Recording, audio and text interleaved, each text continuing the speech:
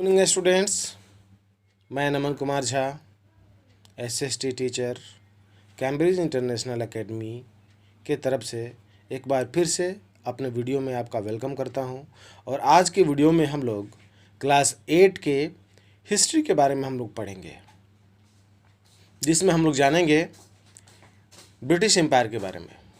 तो Indian history को शुरू करने से पहले सबसे पहले हम लोग ये जानते हैं कि what is history. History is a study of past event along with chronological way। Chronological का मतलब होता है किसी भी घटना को समय के साथ वृत्तांत करना, समय के साथ बताना, एक डेट्स के साथ, एक एरा के साथ बताना।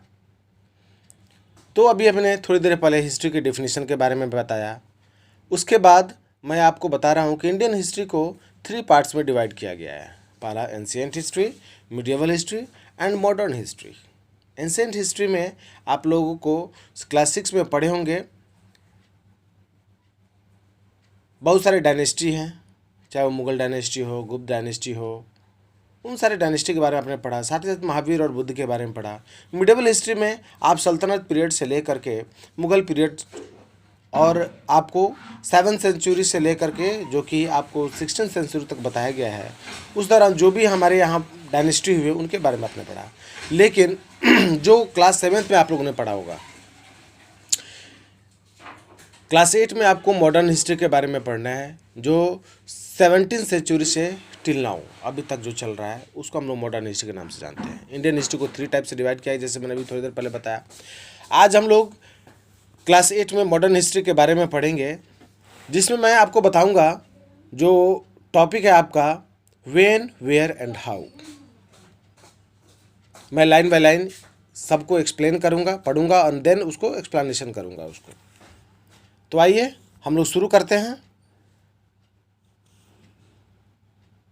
मॉडर्न हिस्ट्री क्लास 8 का।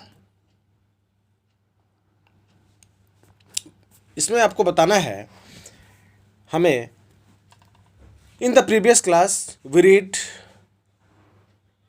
how the trade of Indian subcontinent with the outside world grew and people such as the Turks, Afghans and Mughals came to our country with the new customs and items of common use। पिछले क्लासों में कैसे Iran ने, अफ़गान ने, तुर्कीज़ ने अपने नए चीज़ों को डिमांड करने के लिए ट्रेड के दृष्टिकोण से भारत में आए और यहाँ के आइटम को उन्होंने यूज भी किया। These developments influenced our economy, society and political system। बाहर से जो लोग आए, विदेशी लोग जो भी आए, चाहे वो तुर्कीज़ हों, अफ़गानीज़ हों या मुगल्स हों, उन्होंने यहाँ के सोसाइटी को, यहाँ के इकोनॉमिक सिस्टम को, यहाँ के पॉलिटिकल सिस्टम को निश्चित रूप से प्रभावित किया। Along with these new ideas, practices, custom and art forms were born that lent great diversity to our culture and society। वे जब भारत में आए तो निश्चित रूप से वो अपने यहाँ के संस्कृति को, अपने यहाँ के रिलीजन को, अपने यहाँ के आर्ट को भारत में लाया और उससे भारतीय लोग, इंडियंस लोग काफ़ी प्रभावित हुए। In this book we will read about the next wave of the changes which the Indian subcontinent experienced from the 18th century onward following the arrival of people from Europe. लेकिन आपको modern history में Europe के लोगों को जो यहाँ पे आए, यूरोपियन कंट्रीज जो यहाँ पे आए ट्रेड के दृष्टिकोण से, उनके बारे में हम लोग स्टडी करेंगे। निश्चित रूप से यहाँ के लाइफ को प्रभावित किया उन्होंने। पार्टिकुलरली ब्रिटिश के बारे में हम लोग ज़्यादा चर्चा करेंगे। इसमें एक क्वेश्चन अराइज होता है कि सबसे पहले इंडिया में आने वाले जो यूरोपियन कंट्री थे वो कौन थे? वो पुर्तगाली थे। वो 1498 में आए थे, 1498 ईस्वी में वास्को डी गामा भारत में सबसे पहले आया था। उसके बाद डच, फ्रांसीसी, ये सब लोग आए धीरे धीरे, बाद में ब्रिटिश आए। This period is called the modern period. इसी पीरियड को हम लोग मॉडर्न पीरियड के नाम से जानते हैं और द ब्रिटिश पीरियड के नाम से भी हम लोग इसको जानते हैं। It is also called the colonial period और इस पीरियड को हम लोग कॉलोनियल पीरियड के नाम से भी हम लोग जानते हैं। Let us study this period in details. आइए हम लोग डिटेल्स में इस पीरियड के बारे में पढ़ते हैं। British periodisation of Indian history. एक शब्द आपने पढ़ा कॉलोनी, कॉलोनियल सिस्टम। ब्रिटिश ने यहाँ पे आए सबसे पहले तो व्यापार के दृष्टिकोण से यहाँ पे आए और यहाँ के आने के बाद यहाँ के जो लचीलापन स्थिति था, सीधे साधे लोग थे, उनको गुमराह करने की कोशिश की और सोचा कि क्यों ना हम यहीं के रह जाएं, यहीं के बन जाएं और यहाँ की राजनीतिक, आर्थिक और सांस्कृतिक चीज़ों का लाभ उठाएं। और ऐसा ही उन्होंने किया। British periodisation of Indian history in the 19th century when British historian started writing history of India, they showed little appreciation of Indian society, economy and politics before the arrival of the British। जब यहाँ पे आए British तो भारत में उनके आगमन से पहले के क्या सिचुएशन था, उन्होंने अपने वर्णन में, अपने राइटिंग में इसका बखान किया है, इसको डिस्क्राइब किया है। एंशियंट एंड मिडिवल इंडिया के बारे में भी उन्होंने बताया है। Ancient and medieval India were regarded as the periods when there had been no changes or development, with the ordinary people passively toiling away, wonder generation of cruel rulers। यहाँ पे बताया जा रहा है कि जब मिडिएबल पीरियड में यहाँ पे बहुत सारे चेंजेस हुए, बहुत सारे डेवलपमेंट हुए, ordinary people passively ट्वेलिंग away under generation of cruel rulers. हाँ, जो ऑर्डिनरी पीपल थे उनका शोषण किया जाता था, जो हार्ड जो रूलर हुआ करते थे वो उनका शोषण करते थे, एक्सप्लॉयटेशन करते थे उनसे टैक्स को लेकर के। इसके अलावा in addition there were several other social evils present such as sati caste system and low status of women. British के अराइवल से पहले भारत में वुमेन का सिचुएशन अच्छा नहीं था।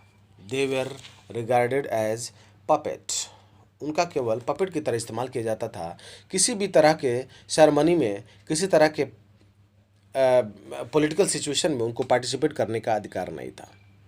इसलिए ब्रिटिश ने इस एरा को, समाज में कई तरह के अंधविश्वास, कुरीतियाँ विद्यमान थी, जैसे सती सिस्टम हो गया, कास्ट सिस्टम हो गया, और दूसरी बात की औरतों को वो सम्मान नहीं मिलता था जो उन्हें मिलना चाहिए था।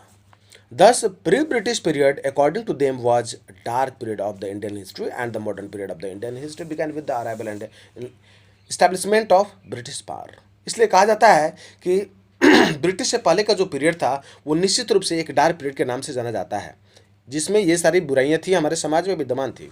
The history of modern India written by British historians focus primarily on the ruler of each governor general। They completely ignored issues such as the day-to-day life of the people, how they earned their living, and the type of the food they produced। They also did not explain how did their new ideas and the movements spread and become popular, and how did the culture and society transfer। इसमें बताया जा रहा है कि British ने जैसे यहाँ पे आए उन्होंने बहुत सारे परिवर्तन किए। सबसे पहले तो गवर्नर जनरल के द्वारा शासन करना शुरू किया। डे टू डे लाइफ को, पीपल के जो डे टू डे लाइफ थे उनको काफ़ी चेंज कर दिया। साथ ही साथ यहाँ के हर सिस्टम को उन्होंने बदल दिया।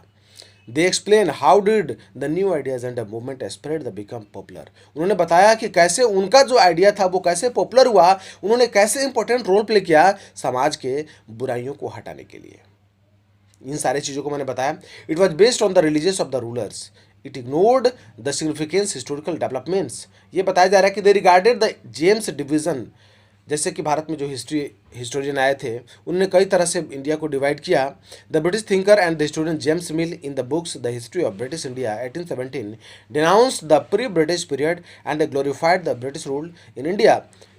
He derived Indian history into three periods: Hindu, Muslim and the British period। According to James mill, Indian history को 3 पार्ट्स में डिवाइड किया गया है, एक हिंदू, मुस्लिम और ब्रिटिश पीरियड। यानी एंशिएंट हिस्ट्री को उन्होंने हिंदू पीरियड के नाम से जाना और मिडिवल पीरियड को उसने मुस्लिम पीरियड के नाम से जाना, और जो मॉडर्न पीरियड है उसको ब्रिटिश पीरियड के नाम से जाना। अकॉर्डिंग टू जेम्स मिल, उन्होंने एक बुक लिखी थी the history of British India, जो जिसका पब्लिकेशन 1870 में होता, उसमें इस चीज़ की चर्चा की गई है।